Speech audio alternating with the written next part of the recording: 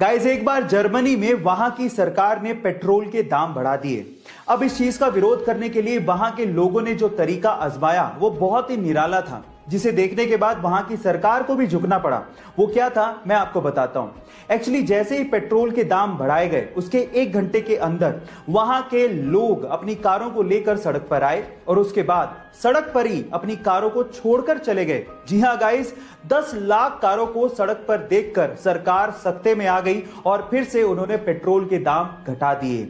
Guys, विरोध करना जायज है, सही है, लेकिन उसका तरीका सही होना, इफेक्टिव होना और शांति प्रिय होना बहुत ज्यादा जरूरी है। गाइस, बड़े दिल वाला किसे कहते हैं, या आज मैं आपको एक रियल इंसिडेंट से बताना चाहता हूं। एक्चुअली हुआ कुछ यूं कि एक छोटा सा बच्चा था जिसके पास खुद की एक साइकिल थी, लेकिन प्रॉब्लम साइकिल के साथ ये थी कि उसमें ब्रेक अच्छे से नहीं लगता था। अब वो साइकिल के साथ जा रहा था, सामने से कार आई, ब्रेक अच्छे से लगा नहीं, वो साइकिल सीधे कार में ठुक गई। अंकल बाहर आए, उन्होंने देखा कि कार में डेंट पड़ गया। अब वो चाहते तो बच्चे पे चिल्ला सकते थे, गुस्सा कर सकते थे, लेकिन उन्होंने उस बच्चे को कुछ भी नहीं कहा। इनफैक्ट उस बच्चे को उन्होंने एक साइकिल भी गिफ्ट की।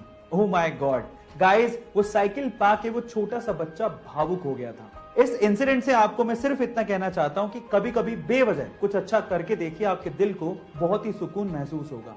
गाइस, भगवान ने ना इंसान नामक एक बहुत ही गजब की मशीन बनाई है। कैसे? एक छोटा सा एग्जांपल देता हूं। क्या आपको पता है कि जब आपको उल्टी आने वाली होती है तो उससे 30 से 35 सेकंड पहले आपका पूरा का पूरा मुंह लार से भर जाता है? कभी गौर करके देखना। पर सवाल ये कि ऐसा होता क्यों है? तो देखो, मैं आपको बताता हूं। आपकी जो लार होती है ना, वो क्षारीय यानी बेसिक नेचर की होती है, और जब आपको उल्टी आने वाली होती है तो उल्टी के साथ साथ पेट से खतरनाक एसिड भी मुंह में आने वाला होता है।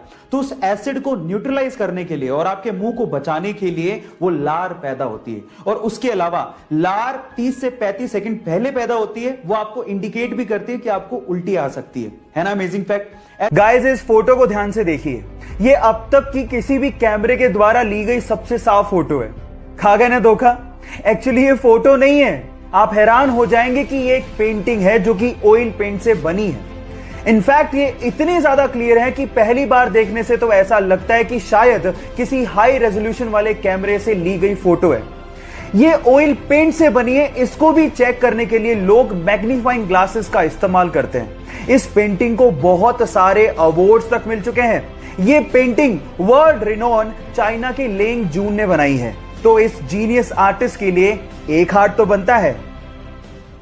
एक बार एक चाइनीज व्यक्ति एक एनिमल शेल्टर से एक बहुत ही प्यारे कुत्ते को घर पे लेके आया। वो कुत्ता बहुत ही समझदार था, लेकिन उस चाइनीज व्यक्ति ने एक अजीब सी हरकत उस कुत्ते की नोट की। वो कुत्ता पूरी रात अपने मालिक को सोते हुए देखता था। शुरू में उन्हें लगा कि शायद वो नया है, इसलिए एडजस्ट होने में समय लग रहा है, लेकिन जब वो लगातार ऐसा करता रहा तो उन्होंने उसे डॉक्टर को दिखाया। डॉक्टर ने कहा कि ये तो बिल्कुल स्वस्थ है। थक हार कर जब कुछ समझ में नहीं आया तो वो उसी शेल्टर में दोबारा गए। तो जो शेल्टर वाले ने जवाब दिया वो आप लोगों को सुनना चाहिए। शेल्टर वाले ने कहा कि जब ये सो रहा था तब उसका पुराना मालिक उसे उठाकर यहां शेल्टर में छोड़ के चला गया। शायद इसीलिए वो पूरी रात आपको देखता है, कहीं आप उसे धोखा ना दे दो। गाइस, ये बेजुबान जानवर भी फीलिंग्स रखते हैं, इनमें भी संवेदनाएं होती हैं, इनका भी ध्यान हमें रखना चाहिए। जब 13 अप्रैल 1919 को जलियांवाला बाग में जनरल डायर ने सैकड़ों निहत्तों पर गोलियां चलवा दी, तो इस बाग से 40 किलोमीटर दूर एक गांव से 11 साल का बच्चा जलियांवाला बाग की तरफ पैदल निकल पड़ा और बाग में खून से सनी हुई मिट्टी को अपने हाथ में लेकर अंग्रेजों से आजादी के सपने देखने लगा। ये मिट्टी लेकर जब वो घर पहुंचा तो उसने पिताजी को कहा कि पिताजी आप कहां जा रहे हैं? तो पिताजी ने जवाब दिया कि मैं आम की गुठलियां बोऊंगा जिससे पेड़ लगेगा और बहुत सारे आम मिलेंगे।